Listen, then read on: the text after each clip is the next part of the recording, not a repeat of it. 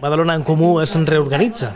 La formació ratifica el seu compromís amb els drets humans en la seva 4a conferència local. El que hem fet és renovar la direcció per encarar les eleccions municipals del 2027. Nosaltres el que diem és que no pot ser que la gent s'hagi de conformar o amb la paràlisi institucional o amb un govern d'aparador i de confrontació política. Hi ha una altra manera de fer política que sí que es basa en la Badalona dels drets, en la Badalona de cuidar els serveis públics, de cuidar la gent. Els comuns aposten per polítiques de proximitat per combatre la desigualtat i la, diuen, deixadesa institucional.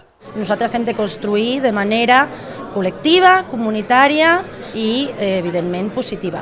La nostra preocupació és la gent, que la gent comuna, que la gent treballadora tingui una ciutat acord al que mereix. Amb el nou lideratge compartit, el projecte se centra en la cohesió social i el treball de carrer.